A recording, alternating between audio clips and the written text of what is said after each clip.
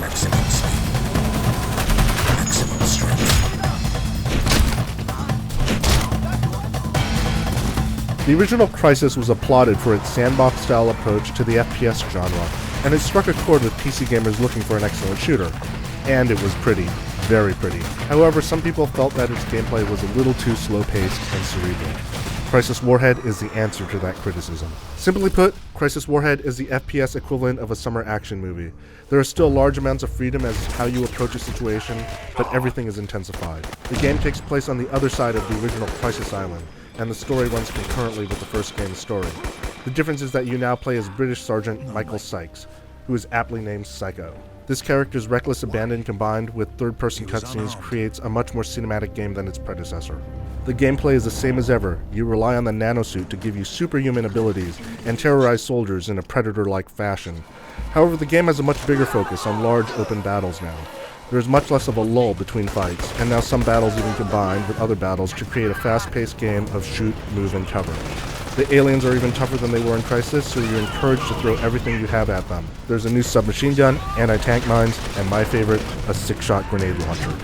The single-player game lasted about 5 hours for me, which is not terrible since this game retails for $20 less than Crysis. However, the much-improved multiplayer component called Crysis Wars makes Warhead an even better deal.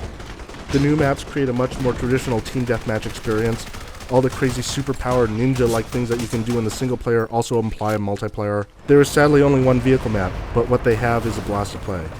Hopefully, Crytek will deliver on their promise to add more maps. By now, there's probably one last question on your mind, a question that has always gone with Crysis. Will it melt my computer? Well, you don't have to be afraid because Warhead actually looks better than Crysis and it runs better. The engine has been better optimized, there's more definition to the terrain, and lighting and particle effects have gotten big boosts. You would expect these improvements to take a bigger hit on performance. After all, the first Crysis is still one of the best looking games out there, but there are still great results on my high-end PC, a slightly older PC with a 8000 GTS, and the much vaulted $700 Crysis PC that Crytek and EA have been touting. I was playing on the highest setting and a high resolution for each instance, and you'll get even better results if you scale the settings down slightly. The game will look great either way. Warhead is a more coherent game than the original Crysis. The single-player campaign is tight, and the multiplayer finally utilizes the series' strengths. This is not just a tech demo, the gameplay is intelligent. You are rewarded for experimenting, and almost every complaint about Crysis has been addressed. In other words, you'd be hard-pressed to find a better PC shooter this year.